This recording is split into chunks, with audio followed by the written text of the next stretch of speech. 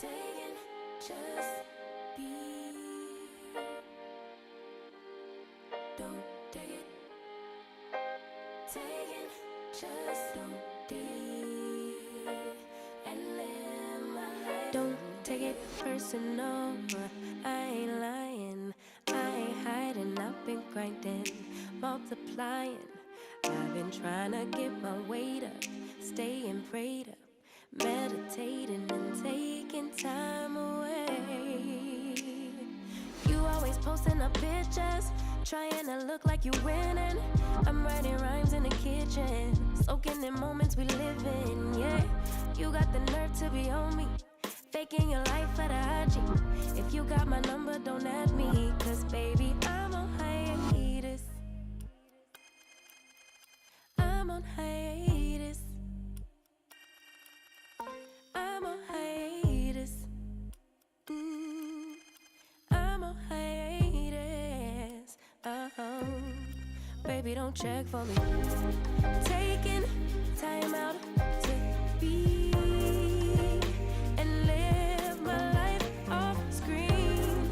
Taking time out to be and live my life. Hey. Taking just don't deal and live my life. Don't take it personal. We just building. It's my season. Lay foundation. Make a name for generations. Please and make a then take a break or a little vacation and chasing blues away. Hey, hey. You always posting up pictures, trying to look like you winning or look like you always be working, soaking the moments you live in. Yeah, you got the nerve to be on me, faking your life for the IG. If you got my number, don't add me, cause baby, I'm on hiatus. I'm on hiatus. I'm on hiatus. I'm on hiatus. Baby, don't check for me. Taking time out to be and live my life off screen. Taking time out to be and live my life. I'm in a place serene and pure and free. Hey, I ain't worried about what's the wave, only worry about Lights off, transparency on. Late night marriage with the riches. Late night marriage with the riches. You need that real talk, this is what you want. Lights off, transparency on. Let's go.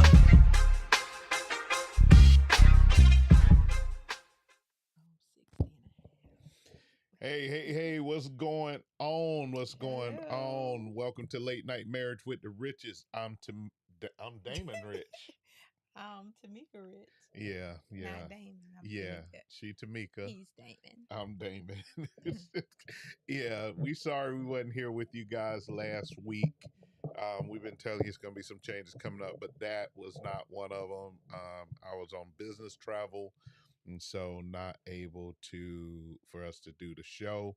But we excited to be here with you tonight. Tell a neighbor, tell a friend We're back.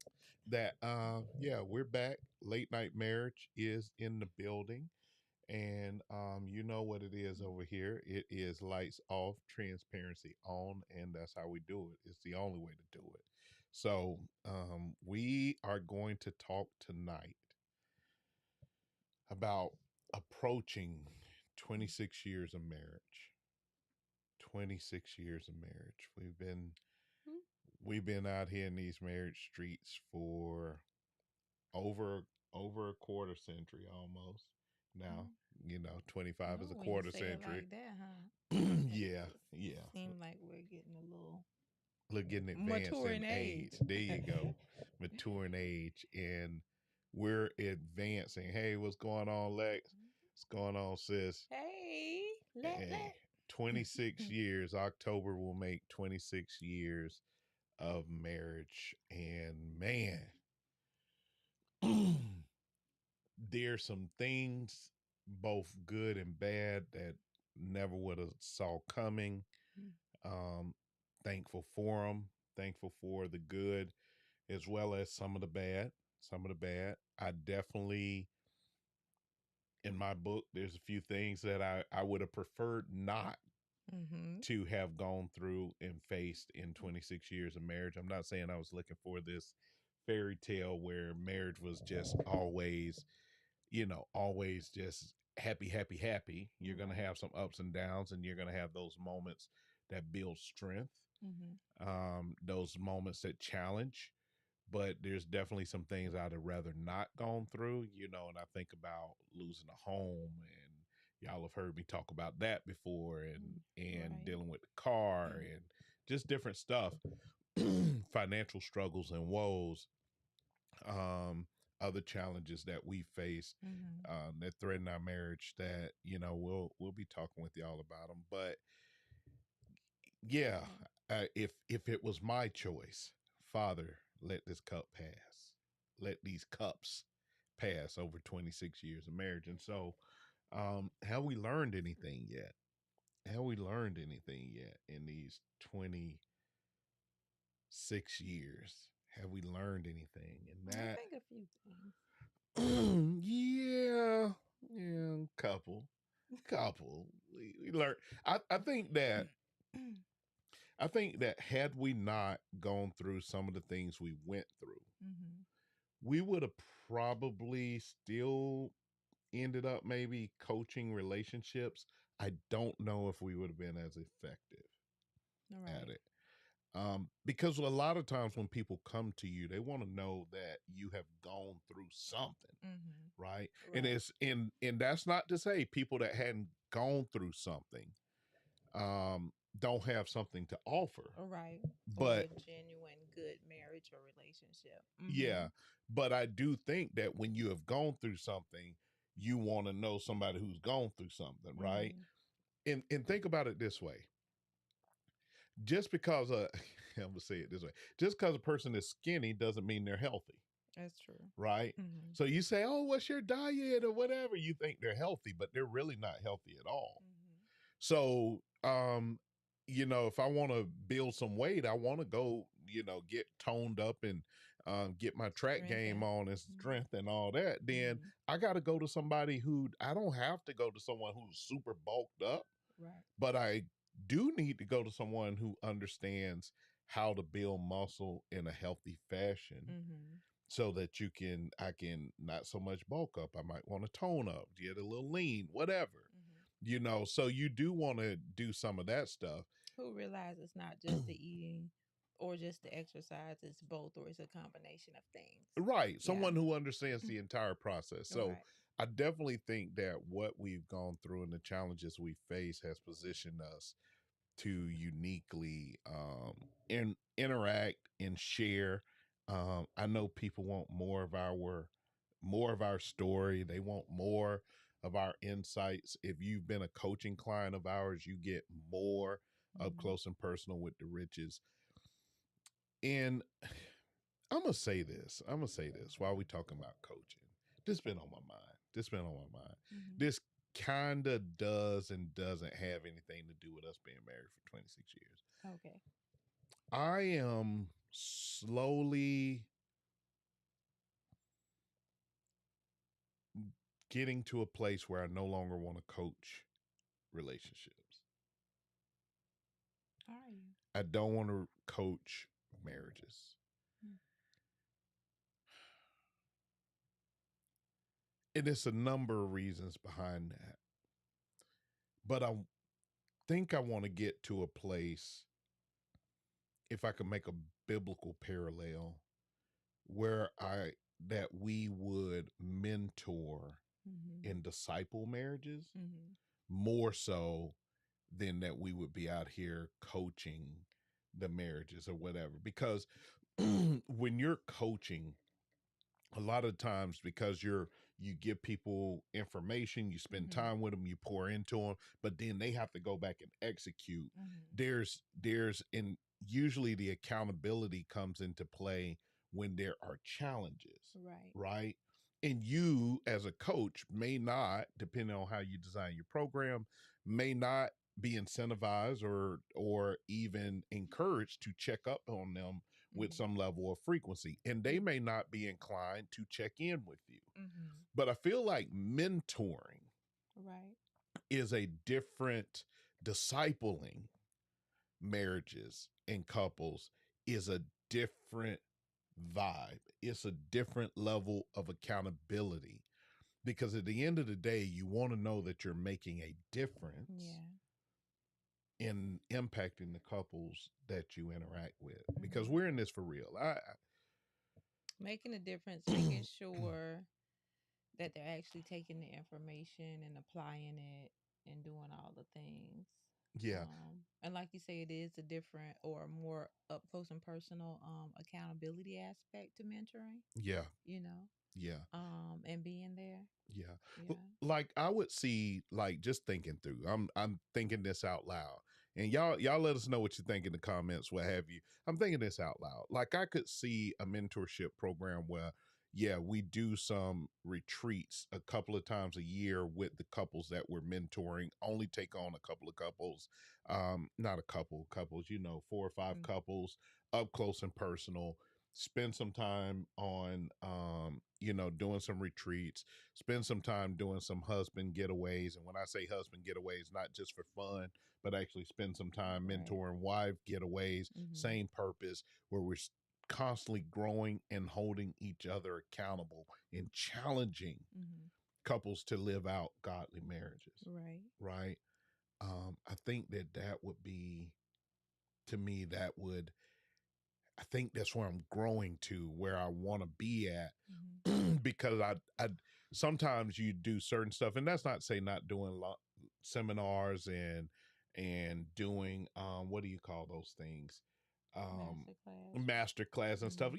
Yeah, we do that, but taking a group of couples, discipling them, bringing them up close and personal, and then equipping them to go out and do the same thing for other couples, Mhm.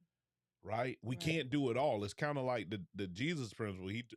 Maybe that's the number. Bring in 12 couples, Mhm. spend time with that couple, mature with that couple, be that accountability place for that couple, do it for a season, and Mhm. then say, now You go. you take what you have learned and you go out and do the same for other couples. Mhm.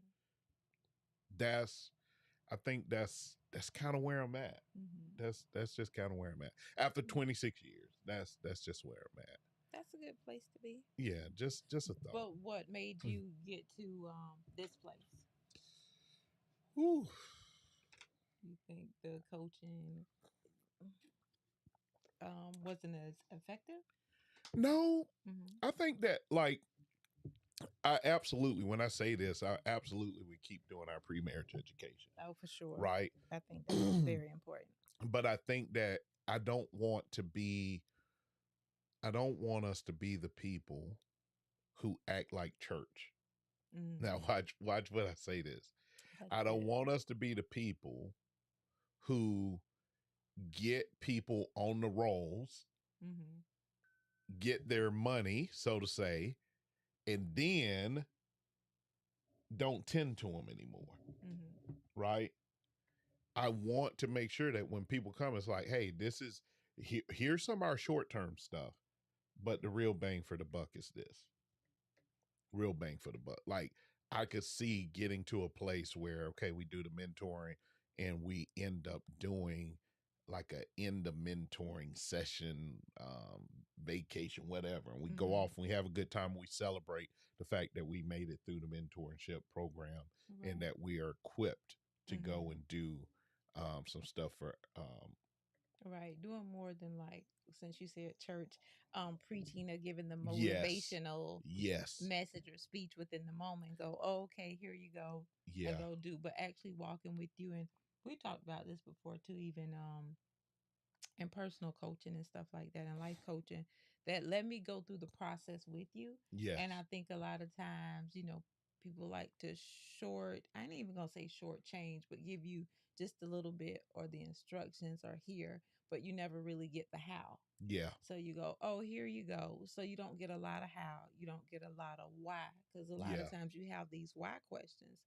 Um, and even for God, and even coming up, how the difference was don't question God and Right. stuff like that, and how it got kind of taken out of context Yeah. of how, Yeah. and it's okay to ask God a question, Yeah. and so the same for couples, because sometimes people need more than just in the moment Yeah. type stuff, or the 5 week or the 6 week.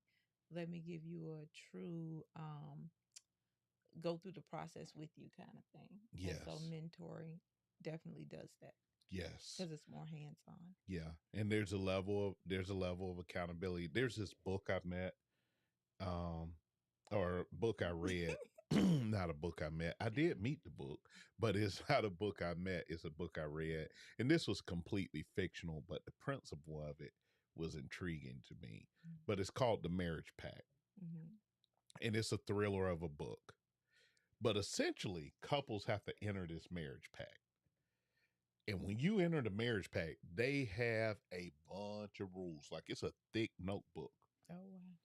And like at one time, the couple broke a certain rule, and man, they like sent them off almost like to prison. Like they got on a plane somewhere, and they was like in captivity and like under scrutiny or whatever. And is very cultish, but is created by this lady. She was thought as a way to keep marriages intact. She really believed it, but it really ended up being very cultish. But Mm-hmm. the principle behind it was there was this group of couples Mm-hmm. who held each other accountable. Right.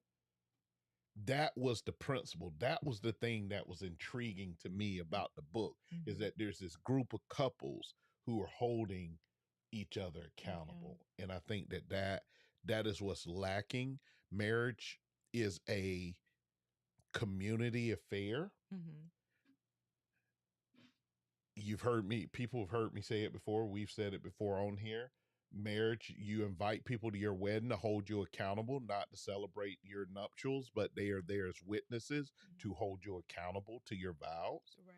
So it's a very interesting um it's a very interesting thing, a very interesting I was thinking the other take. day, now that you say that, and I heard the statement, and we've heard it all our lives, it takes a village. Yeah. And seems like for some reason we find ways, especially now, to kind of get away from I won't say now, because I think we're trying to get back to it when we talk about community Right. and building community, but away from that village mentality. Mm-hmm. It's like, oh, let me go off and do my own thing, Right. because sometimes you don't want to be held accountable, and Right. sometimes it's just like people don't need to be. I think the more the thing or the message got um across is keeping people out of your business, Yeah. Yeah. and Yeah. what goes on in the house kind of stays in the house. Yeah. Then the village type of atmosphere kind of faded away, Yeah. and so people question now what happened to when we used to have the neighborhoods or the village that helped raise the kids, and Yeah. help basically held us accountable. When we were Yes. younger, you hear stories all the time about you couldn't do anything without the neighbor knowing, and the neighbor going back to tell your parent, and you got in trouble not only from the neighbor but from your parent once they found out Yeah. what you did or whatever. So Yeah. a strong sense of accountability, because Yeah. you didn't have to just face the one person, but your parents as well. Yeah. Yeah. Yeah. No, that I level. think the only thing about that though is in all fairness is the balance, and sometimes we have a tendency to go from one extreme to the other Yeah. and not having your voice heard Yeah. when you were younger. So I think that, and that's what we're supposed to do, build and then grow and tweak what it is that we learned, or the concepts, or the things that we grew up on. Yeah. Yeah. Yeah. And that's real talk. So in 26 years Yes. of marriage, for me, one of the things I've definitely learned is what it looks like to be Christ-like as a husband. And I don't say that from a religious perspective. And there are people who have testified to this, that I tell often tell husbands, if you want your marriage to thrive and succeed, you have to be the first to die. Mm. You have to be the first to die. I've been saying this for years, but it's a lesson that I learned through the Calvary moment of our marriage. But I've learned in I ain't there. I ain't all the way there. Because it's a level of unselfishness. To have a Christ-like demeanor as a husband requires a different level of unselfishness. One of the things that we as men feel the most is that we're not appreciated. So it's difficult to continue to sacrifice when you're actively feeling unappreciated. And so that in itself, brings out its own challenges and such. But that's one of the things I learned, is that learning to be a Christ husband, man, it's work. It is a challenge because of the level of sacrifice that's required. Because let me give you what it looks like to be a Christ husband, very high level. Let me tell you the story of Jesus in a way that maybe you've never considered it. And there's scripture to back up everything I'm going to say. If you want a Bible study on it, we can do that. But at some point in the Bible, and I'm not going to hit every point, but at some point in the Bible, I think it's in Isaiah, and he says, who will go and stand in the gap for us? Right? Who will go? Right? Or who will go in for us? And prophetically, Christ speaks, saying, prepare for me a body, I'll go. Right? Now, put a pin in that. Let me go back to a question that I sometimes ask people. I'm going to ask the question. I'm not going to answer it right off. Then I'll come back and answer it. What would have happened if Adam didn't eat the fruit? What would have happened? Drop it in the comment if you think you got an answer. If you've interacted with us enough, you probably know the answer. But what would have happened if Adam didn't eat the fruit? Okay. Now, so Jesus says, prepare for me a body, I'll go. Right? I want you to get and understand, the very first thing he had to do was get uncomfortable. Because he was already in a place of paradise. He was already in a place of comfort. He was already in a place of reigning. And he says, I'm willing to get uncomfortable to go down and create a path of redemption and restoration for my bride. I'm willing to get uncomfortable to go and do that. Right?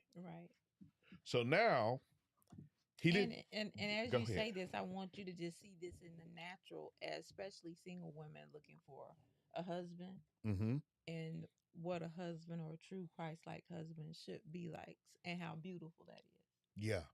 Yeah. Someone willing to get uncomfortable for you, right? So he got uncomfortable,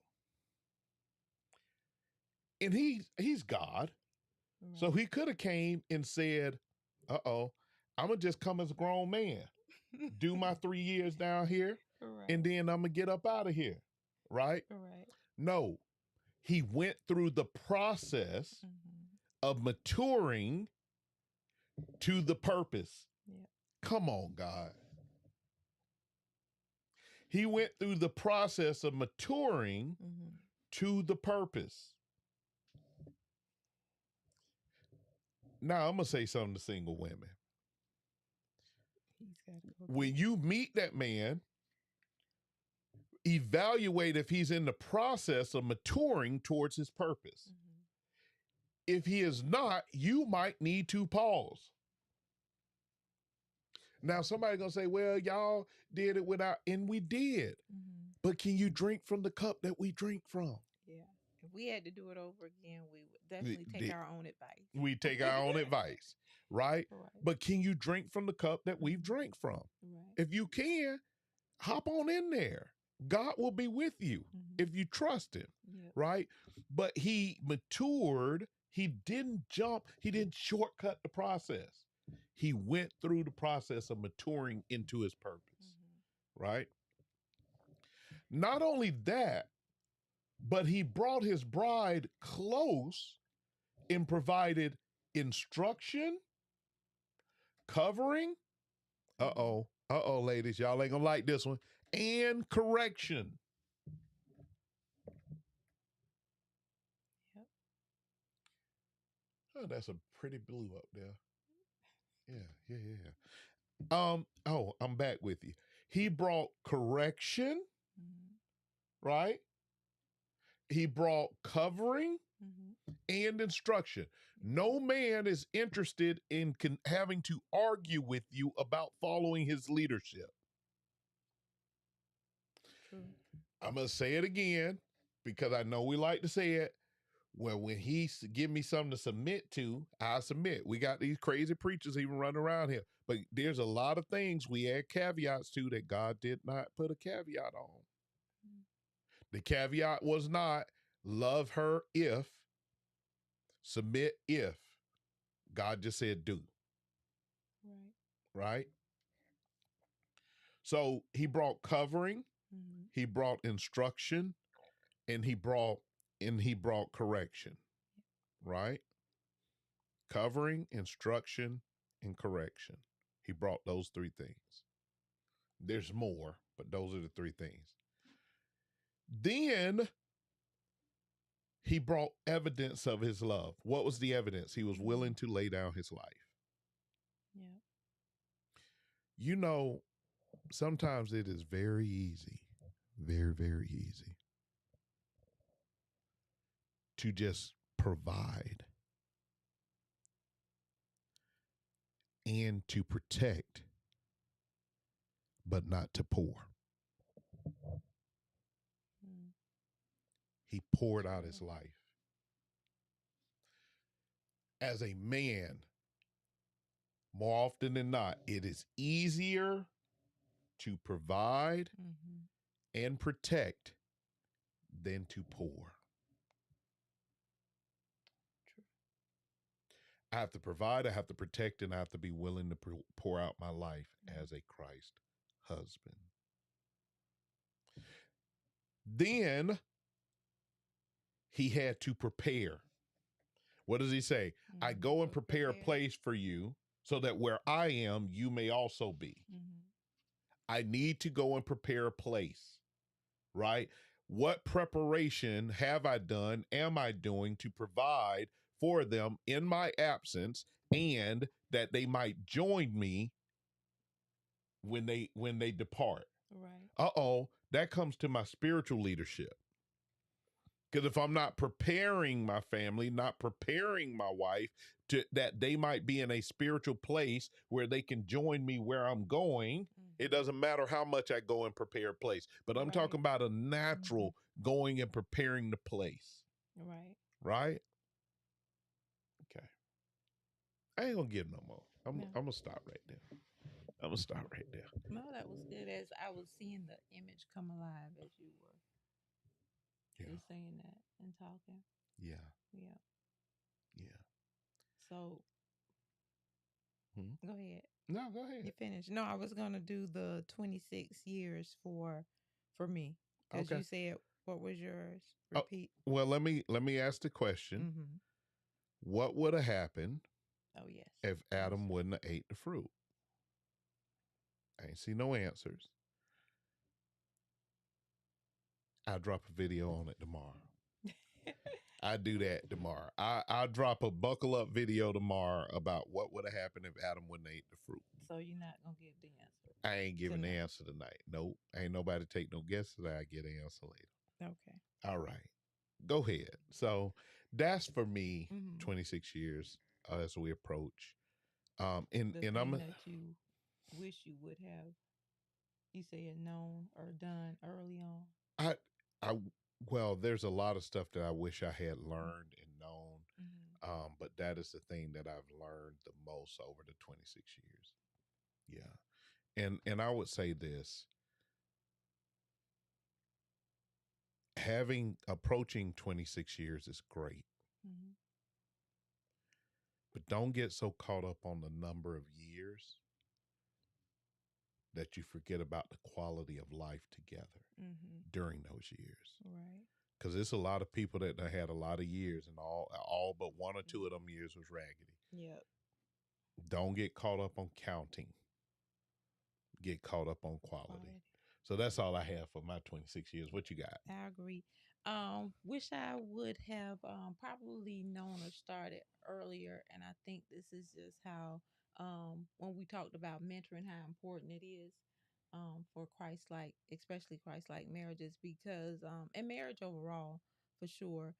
But I think the approach of building Mm-hmm. when you come together and go, oh, we want to build together and do these things together. A lot of times we think more materialistic That's true. versus a good, true, and this is for me, and definitely talking when I do my talks with singles, building that foundation of love, respect, Mm-hmm. friendship, and intimacy.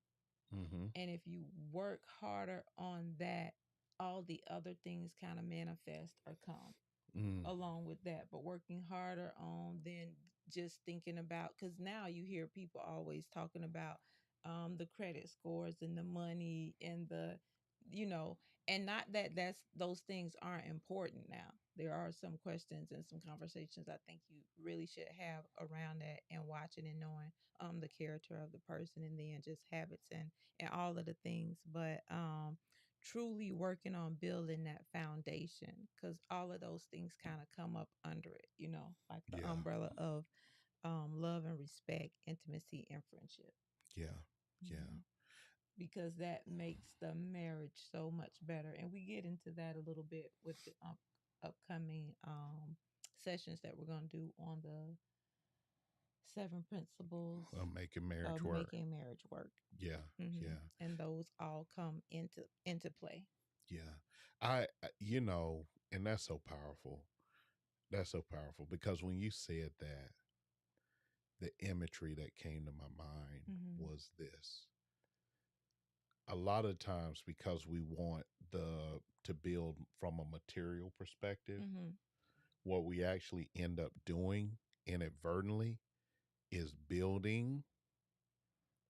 It's like building the house from the roof down. Yeah. That's true. I built the house from the roof down. Mm-hmm. And for whatever reason, an old school cartoon came to my mind where they building the house so fast and it looked like they building the house, but it didn't have no foundational poles, but they moved so fast. It looked like the house was going up, but in reality, you didn't have anything to sustain it. So the house Mm-hmm. collapsed. Mm-hmm. And so if you build the house from the roof down, Mm-hmm. there's nothing to hold the roof up. Right. Mm-hmm.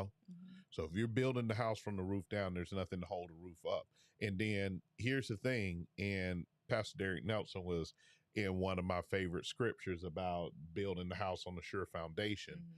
Mm-hmm. But when I look at that from a marriage perspective, there are people, and we're people, who have had harder goals in marriage than they needed to, because Mm-hmm. marriage going to have its own challenges all by itself, Right. because we didn't do the work of digging down Mm-hmm. to a sound foundation so that we could build up. Right. Right. What we did is, and this is part of where the church does a lot of bad teaching on marriage. What we did is we got on good enough foundation, Mm-hmm. right? It felt firm. Mm-hmm. And some grounds will feel really firm when there is no rain. Right. It felt firm. We done seen it rain over there before. It wasn't too bad. It just kicked up a little dust. It didn't get slippery and muddy. But when It's truly put. but when a real thunderstorm come, Uh-huh. all of a sudden, I ain't got none. Mm-hmm. I ain't got none. So Right. that's It's the funny because they're building two new places that I've been passing by in the mornings. The uh one is block or brick that they're building, and the other that they're putting up, they're starting with just the wood. uh-huh. So it's like the wood that they're doing, and one is the brick building. Well, the brick building gonna be Starbucks. So the more sure foundation is, and as it come up, you do have to be careful with what you build and the material. Oh So the yeah. material I'm thinking about a lot of times is the things that we are thinking about, retirement and the white picket fence and the house and the Right. cars and a lot of Nothing the wrong with things. wanting some of that. But no, when you actually sit down and talk with wise couples that's been married or together for 60 and 70 years, you constantly hear, and I remember a couple that I talked to, or a lady that I went to her house when I was doing some notary stuff, Uh-huh. and that conversation playing back, and it was all about building that love and respect and having that for each other, the friendship and the intimacy that really kept the marriage together, and the Mm-hmm. work outside of when all of the other things are kind of, when the money's funny Mm-hmm. and all of the other things get a little shaky, that and knowing that they really have a good foundation of loving each other and respecting each other Mm-hmm. and making it through the tough times and the hard times. And Yeah. then that makes you think about the couples that you see that still are in what we call in love, or truly still Mm-hmm. show affection to each other, Right. and they're healthy emotionally Right. with each other. And they'll tell you that it was work. Now, none of them say, oh, it was easy all the time, but it was work. But they were willing to put in that work to Right. do, and no starting from there. And then the other things kind of being a benefit Yeah. Yeah. of what they were building. Yeah. And the other thing I was going to say was, let me see if it left me. Oh, for me, picturing, or when you think about getting married early on, especially when we were younger, that the opposition and things would come outside of the marriage, and you being on you're being teamed up to go, oh, we can fight those things, but you never really expect it on the inside.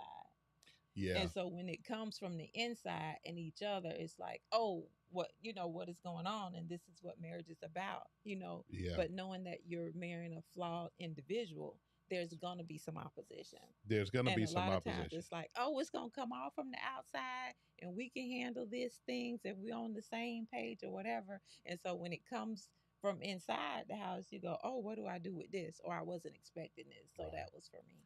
And see, for me, I Mhm. think that what happens on the outside a lot of times, or what happens on the inside, Mhm. still started from the outside, because in Mhm. this just me, because we also didn't do the work Mhm. of healing, True. and so we bring a lot of baggage in. Mhm. Healing and then being unaware, not being Unaware, aware. and then being unaware, that's Mhm. fair. Mhm. So, but then we bring the baggage in. Yeah, for sure. So we move into the house. I was married now. Right. But you start, over time, those bags unpack themselves. Mhm. Yeah. Yeah, you Yeah. thought you had stored it over there up in the attic, but over Mhm. time, those bags unpack themselves. Right. And when those bags start to unpack themselves, you be like, what in the what? Mhm. What happened? Right. Yeah, So it really is. So when you think, oh, how did he get on the it's all right. inside? You brought the outside. You brought it in with Mhm. you. You brought Yeah. it in with you. That's good. Unfortunately, there are a lot of people who have and will continue to miss out on very good people Mhm. that they Ooh, should have that's so stayed true. with, So true. that they should have worked through with, Mhm. that if they had addressed them Mhm. and they had stopped letting their life and their past speak to their spouse Mhm. through them, Mhm. right? Me and you've had a conversation before, and I said, one of the things I learned over 26 years of marriage, I had to learn Mhm. when Tamika was speaking versus when Mary was speaking, my Right. mother-in-law. Mhm. Love her. But there was times when I could Right. tell who was speaking, Mhm. right? And that's just life experience. That's who raised you. I'm sure there's times where you could tell when Barbara was speaking, Willie in his Mhm. absence was speaking. But there's Right. you have to notice that because you letting other voices Yeah. that were packed up inside of you, they come out on Mhm. the inside of your marriage. Mhm. So I don't think a lot of people think about that. And when you don't learn to identify when who is talking to you, Right. when you don't learn to understand who is talking and learn the voice, once I learned that, I learned, okay, I got to deal with her different right now because she acting like a mama. My mama talking right now. Right. And again, love my mother-in-law, but Mhm. my mother-in-law has her life. She has her experiences, and some of those get transferred. My wife, my mom had her life, her experiences. Some of that gets transferred, It does. and it shows up in our voice. And when I say voice, I'm not always talking about our mouth. It's also showing up in our actions. Right. And So, even when I say, and I don't know if that's the right verbiage to use, that we are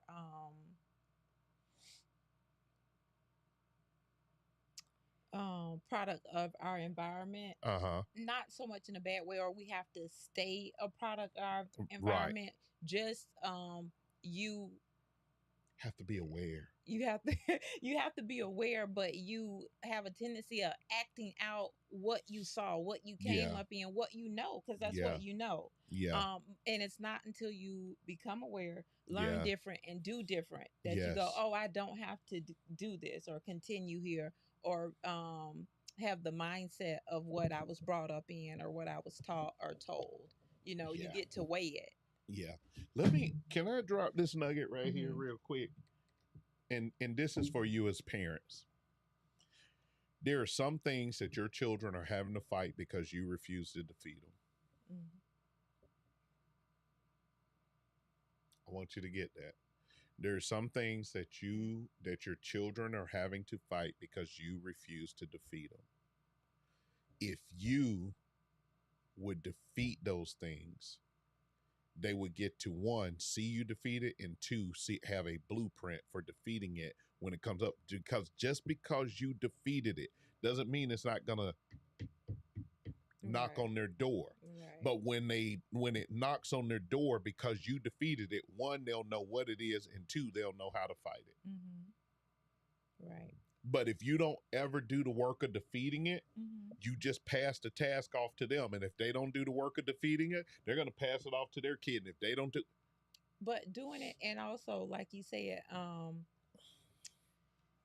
talking about it and communicating Yeah. about it so they know what it is that Mhm. you're defeating and what you're dealing with. Because seeing it is one thing and go, oh, let me talk to you about this. yeah.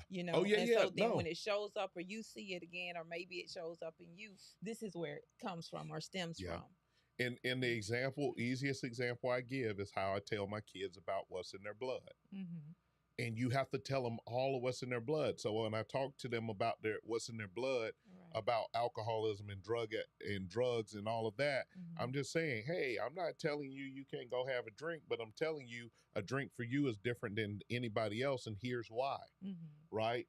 You got to pay attention to when you go to drink and why you go to drink and all of those things, because those are telltale signs, and this is in your blood. Right. I have to tell you about like the anger.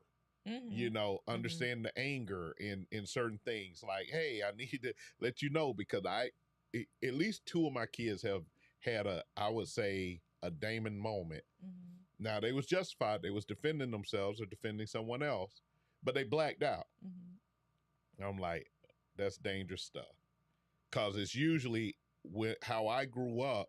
For the most part, if you didn't push me, I'm good. But if you push me, I was not the enemy you wanted to have. Right. Right. I have to let them know, I can remember talking with my biological dad, and when he kind of pointed out, like this man did not raise me, Mm-hmm. but because of the power of blood, Mm-hmm. he knew me, and he told me exactly how I react when I get angry. I mean, like he had been with me my whole life. Right. I'm like, Pop, you 100%. That's what I 'Cause do. he passed it along. He like, yep, you Mhm. my son, Right.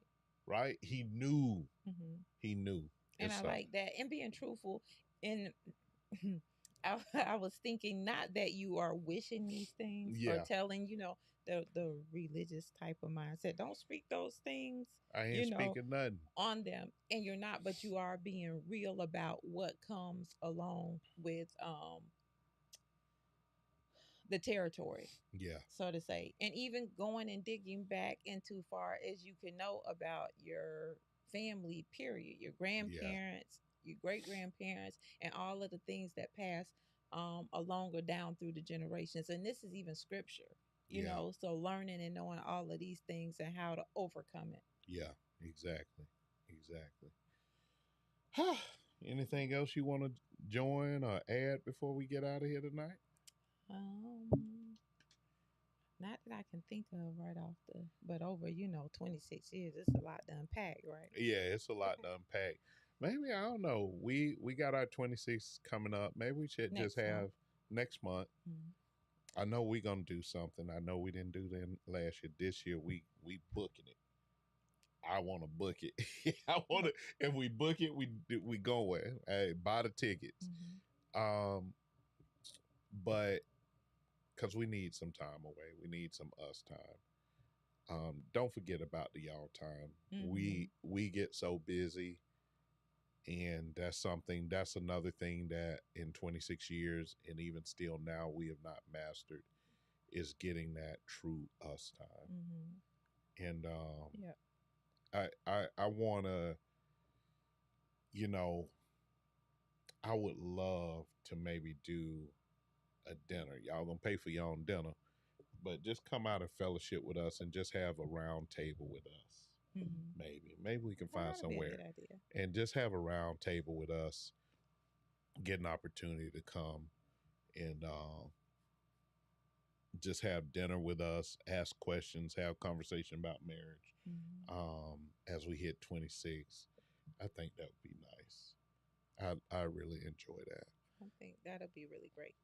Yeah, Come celebrate with us. yeah. Um, Here's one of the things that I will say as we get ready to get out of here tonight is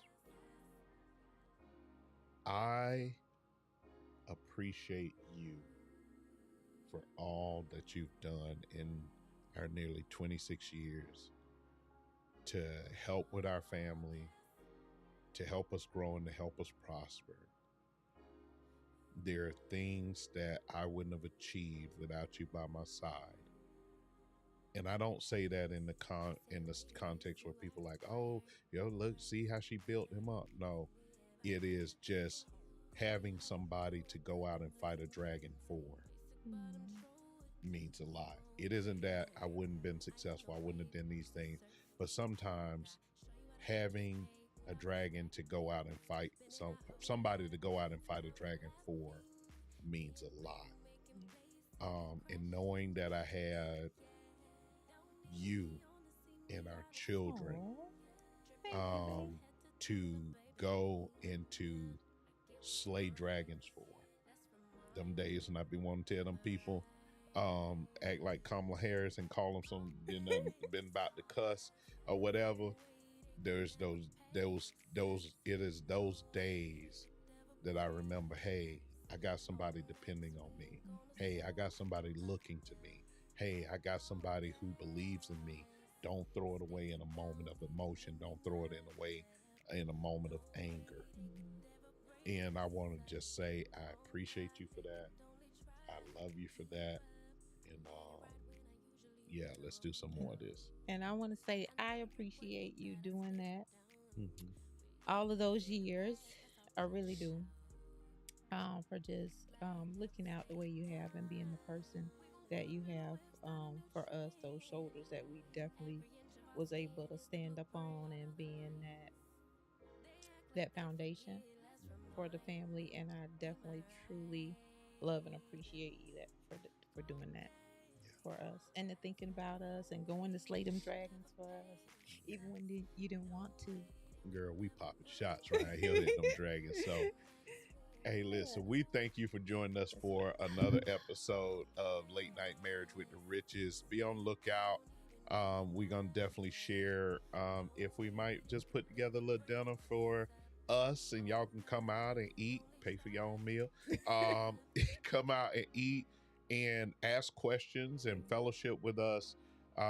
As normally you do something like that on year 25, but we weird, so we're gonna do it on year 26. Yeah, we'll So yeah, but we thank y'all. Mhm. Y'all continue to pray for our marriage and relationship. We're gonna continue to pray for yours, and we will see you on the next episode. God bless. We love you for real. Good night. Good night. We love you.